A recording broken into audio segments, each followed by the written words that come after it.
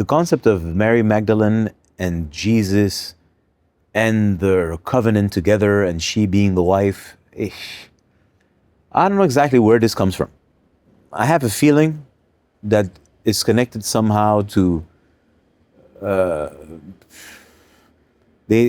some author a couple of years ago made a story that became a movie, and Dan Brown, or I don't know, it doesn't matter. Tom Hanks was in the movie, and that was a research through an entire storyline that he was inspired from a story or storyline that comes from some kind of, you can say it's a left-hand teachings, messianic Christian teachings, more Gnostic, where Jesus did not die, Mary Magdalene and him got married. This becomes a thing. And then Jesus has a child, and there's the bloodline of Christ on earth. Now, how true is this? I don't know, and I genuinely don't give a fuck. You see, here we go again. Now, who the fuck knows? Nobody knows. Nobody knows anything. Everybody believes whatever they want. I have done so much research on the subject of Jesus. Whatever you want, Jesus is an alien. Jesus is a mushroom. Jesus is just whatever the fuck you want Jesus to be. You're gonna have some fucking geek who spent so many hours, you wonder, that's gonna prove that. Jesus never existed. Boom. Jesus went to India. Boom. Whatever I have. Oh, dude, like I could. I've been on the case of Jesus since what? I don't know, 2002. Aside from my Christian traditional upbringing, so I learned about Jesus as a Catholic, and then I started to study esoterica, and then the story of Jesus the vegetarian, whatever the hell you want Jesus to sell, Jesus sells. Jesus the fucking anything you want, whatever you want. So I don't entertain this. It doesn't interest me. I don't care. What does it matter? As I've told you in the previous session, who cares? If there was Jesus, who cares? What's Jesus doing for me today? That's a terrible question to ask a Christian because he's eternally here. And through him, you see, so I want to put the Christians aside, but practically speaking, if you're like sane, whatever. All the best to that person if he ever existed. Let's never forget, he's a Jew, rabbi, circumcised, born from a virgin, and a virgin, unless he fucked that bitch. But I'm not in the mood of being derogatory today. So, in the New Age, when they like a concept, whether that concept has some essence of truth to it, 5%, 10%, 30%, it doesn't matter. They take whatever they want from anywhere, and then they derive a story from it, and then they write a book, and they sell it to you. You, who the clueless white woman, then you read the story, and you like it, because it's a good story. I've read stories about this. It's a fantastic story, where they mix everything together. But it's a story. And the story, it's like a movie. It's like pretending that the Jedis exist. I don't know about the Jedis. I ain't never met one. And if there was such a thing, I'd be one. And if there was a lightsaber, I'd have one. So I ain't never come across this. I'm 47 years old as of today. So that's the power of myth, and that's the power of story. It's what's real. It's a story. So we discussed this earlier. The story is there only first, it entertains you. Second, it allows you to put yourself in other people's shoes. And to experience or consider things from another angle than your personal angle. If you want to make that effort. That's pretty much it. It allows you to self-reflect. It allows you to reflect. That's it. This is wonderful. It's an awesome technology. I don't want to disrespect it, but that's it. That's what it is. It's not going to cut you open and remove your cancer. That's not what it's designed for. So when people want to live in a story and want the story to be real, well, this is a story. What don't you understand? It's like thinking that Superman is real. By the way, Superman was written by Jews. Teenagers. As they felt aliens. And underneath their Clark Kentness, there was a Superman. Funny little facts here. I like being a fake anti-Semite. It's fun. It's very amusing for me. Well, the idea for some people who are in love with the idea of love who are obsessed with the concept of soulmates and twin souls and all this nonsense, which are generally women, then they constructed the story for these people. Because if you give me that thing, I don't want it. I want nothing to do with that story. That the story doesn't. No, thank you. I'm good. I'd rather starve. Really, genuinely. So again, you're confusing things. This is a story constructed for a demographic. So when you write a book, if today you get access to a book, it was much different before. But today there's a lot of self-published affairs. Once upon a time, if you have access to a book, it's because some persons understood that he can make money selling you that book.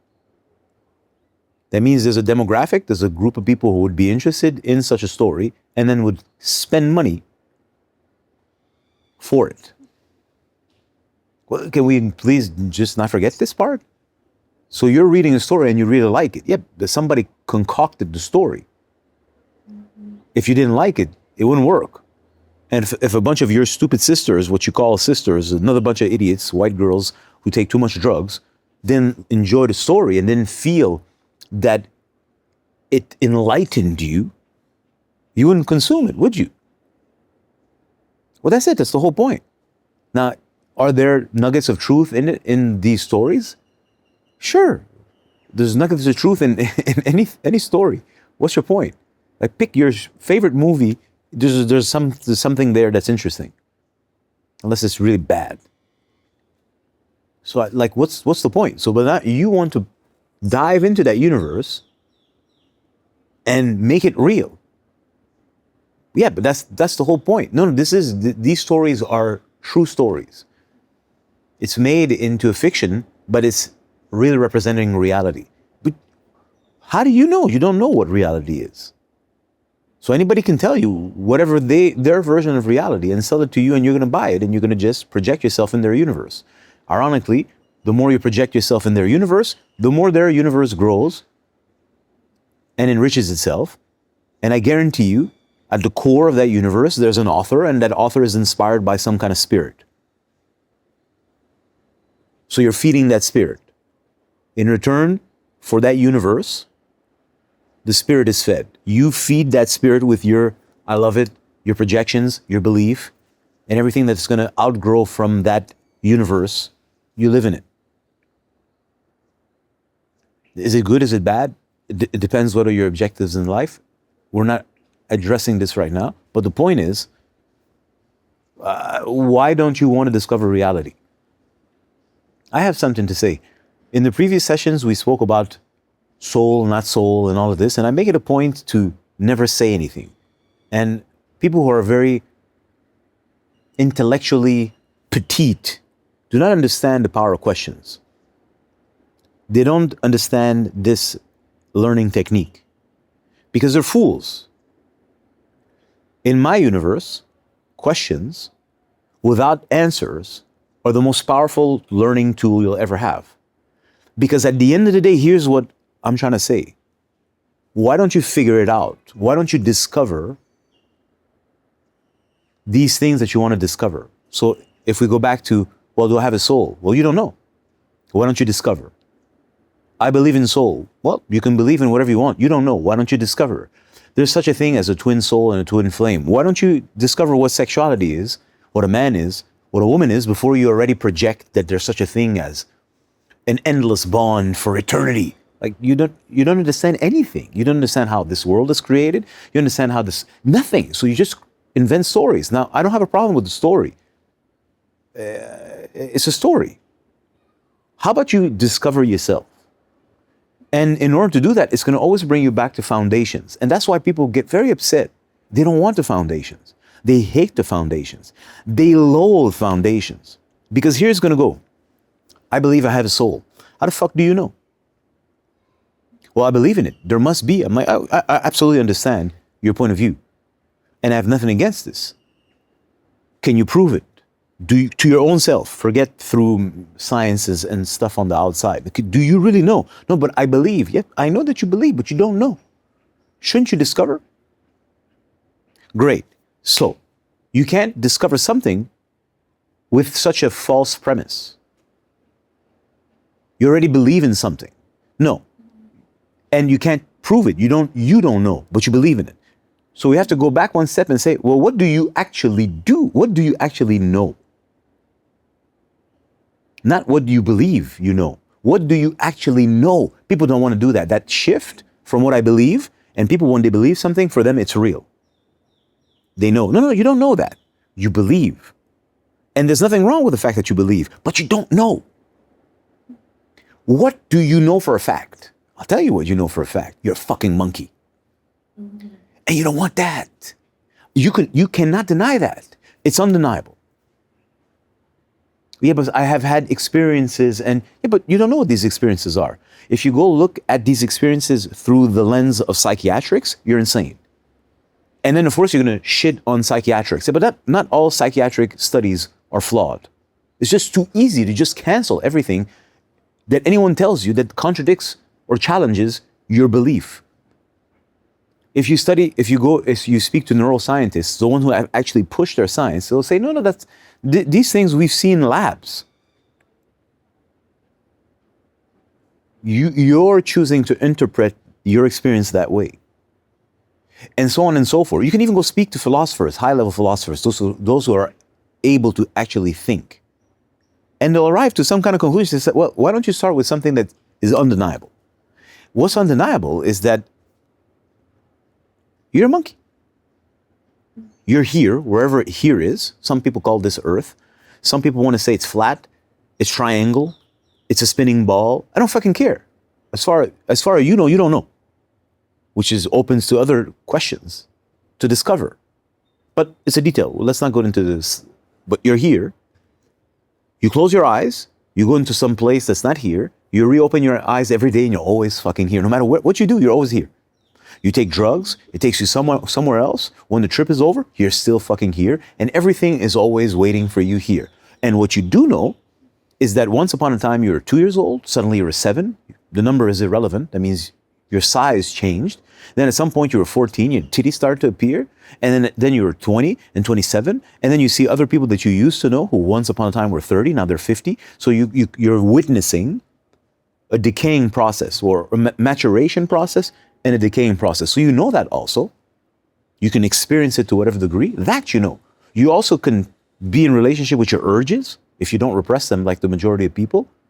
You can also be in relationship with your own thoughts, your own ideas, your own emotions. If you exhale and you come inside your body with all kinds of energy circuitry, feelings. Now that's a place to start. Now through this, there's going to be new experiences, deeper ones, more precise, more subtle. But we start somewhere. You can't start with a belief. And if you do, it's not a problem. You still have to verify. The issue is that people don't want to verify. They need it to be true. Well, then you'll never know. That's it. That's my humble opinion. A lot of people will disagree, but I don't fucking care. They're jackasses. It doesn't really matter. You have to start with what is true, undeniable. And it always brings us back to the earth on the ground like a cow. And everybody's the same. Why is it that everybody wants to reject that? Don't you find it odd? I find it very strange. It's systematic. If you speak to any person who believes in something, generally religious people, this is always systematically dismissed. It's systematically, we don't want that. So there is a prophet, his name is so-and-so, and his God told him this and that, and I believe. Wonderful, I ain't got no problem with that. How do you know? There's a book that says so. Well, isn't it convenient that the book says that? Because that's what the book sells. No. The book is a sacred book written by an angel through a man. How do you know that? Because it's a perfect book. Well, says who? What the fuck do you know? You don't even know how to speak Arab. I don't know, but I believe that. Well, I'm happy that you believe that. And if the belief offers you some form of relief, congratulations. But as you've noticed, relief is temporary and your existential anguish is permanent. So it's not working. Why is it now that we always have to project ourselves somewhere and just ignore the foundations? That's my humble opinion. That's what I got to say. That doesn't work for me. I've done that. Let's be clear. I've done that. And because I'm properly guided, every step of the way, these ideas, these attachments to ideas or beliefs that make me feel a certain way and come with an automatic righteousness dissolve, and I'm always taken down. Down meaning come back down to earth, more down to earth, more down to earth, more down to earth. And the very process itself is very humbling because the moment you have an idea, you're aggrandized. Right? We are the chosen people of God. First, is there a God? Who the fuck is God, and why the fuck did he choose you? Well, I'm special. How convenient. It's always somehow, some way that this thing that you call God or that you associate to divinity has made you special. It's always that. It's never, I'm simple. It's never, I'm just a normal person amongst many others, unless they want to pretend they're humble, like the Pope. Right? The king of an entire worldwide empire has washed his feet. Oh my God, what a humble Pope. This is called an action to seem humble. He's fucking the Caesar of the world, so to speak. So these are external actions. You cannot get confused. Everybody always believes, and their beliefs are always making them special. Well, I find that also curious. I have nothing against that, and this is not a judgment. It's an observation. I have no problem with that. So then your life is going to be about always validating or invalidating what you think of yourself. In the meantime, who really are you? You have no idea. You didn't bother to ever look. You didn't bother to ever study. You never bothered to discover because you're too busy trying to validate or invalidate your idea. Wonderful. So what's the idea? Where did the idea come from? Who put the idea in your head? What is the source of that idea? Well, even that doesn't interest you because you're just intoxicated by what the idea says about you. That you're fucking awesome. And everybody's not as awesome. Well, that's it. At the end of the day. If I'm a devout, let's find a religion, Wiccan, well then I compete with other devout Wiccans. I'm more devout than you, and who's more devout? Oh my God, he's more, right? It's always, at the end of the day, ego building. Ego meaning identity. It always constructs your identity. And the more your identity is constructed, the more you feel a separation with the mundane and the basic. And somehow, some way, human beings are trying to find whatever you call God or spirituality in the non-mundane and the non-basic. Therefore rejecting their foundational experience. Saying this is not spiritual and this is not sacred, if you want to use that word. So you've already rejected the base. I understand. It's not, I don't understand. I genuinely do. It doesn't work for me. I wish you the best, man. That's all I gotta say. I don't know.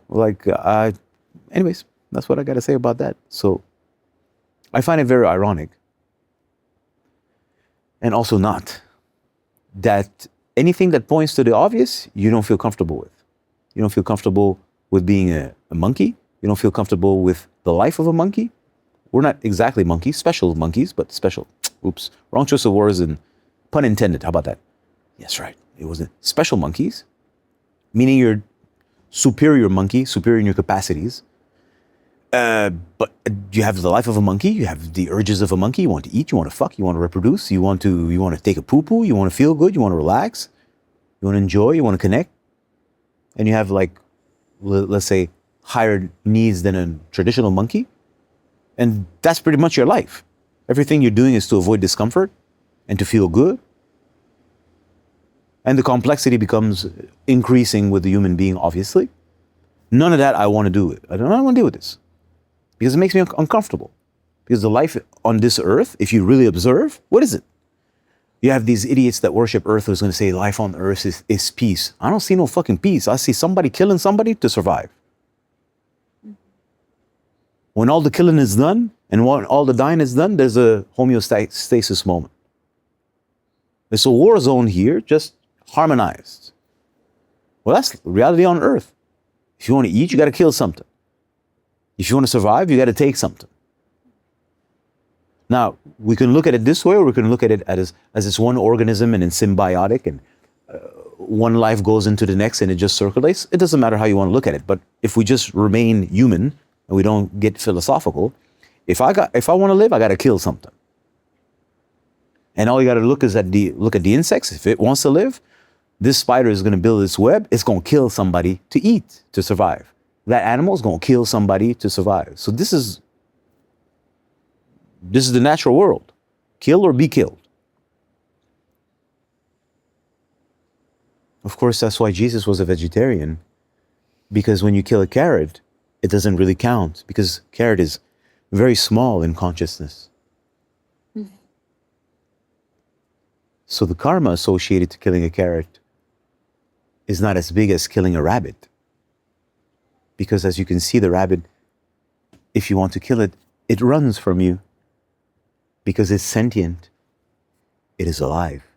That is why we propose the vegetarian diet. Because it is ahimsa. It is non-violent.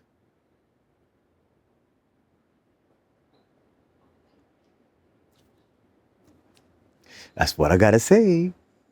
Anyways, I like to mock a lot of things. Even though there's a lot of elements that may be true or not true. Who the fuck knows? Certainly not you. You know why? Because you're a fucking retard. That's what I gotta say.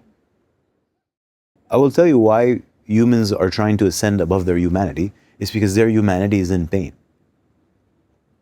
It's as simple as that. Humans are in pain. So if they come down into themselves, if they are human, their humanity is in pain.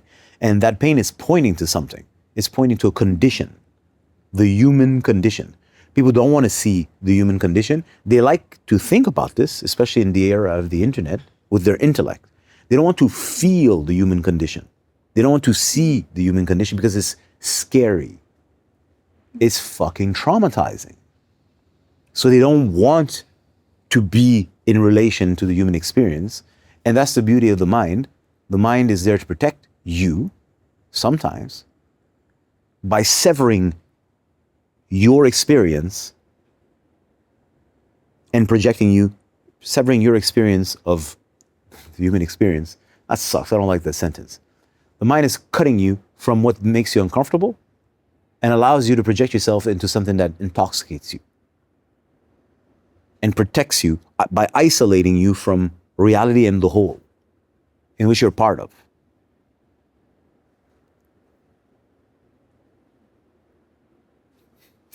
So that's the truth at the end of the day. People may not like it, but that's what it is. So the human experience is filled with pain. And of course, if there was once upon a time a sage who's mentioned that, you receive the so-called teaching, you repeat it like a retard, but you don't really grasp how deep that really goes. Well, yeah, this is the world of suffering. That's the essence of Buddhism. It's the essence of any tradition that has any sense of intelligence, because that's the essence of the human experience. But people don't like that. It makes them uncomfortable. Now, I respect that. I don't have a problem with the fact that it makes you uncomfortable. But if it happens to be the truth, and it happens that you're able to feel it, perhaps that is also the engine of your moksha. Oh yeah. Perhaps suffering leads to freedom.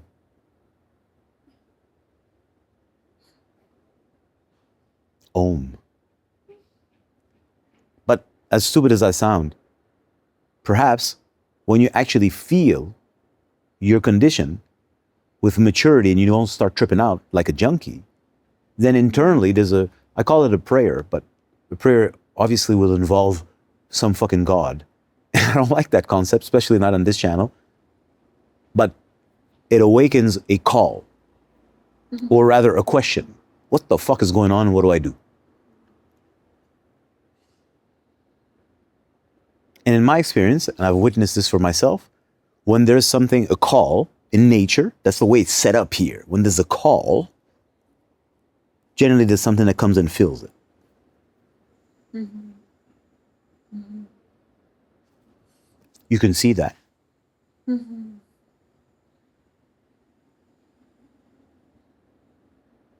Unless you're little Palestinian kids and bombs are blowing up, then your call is not heard.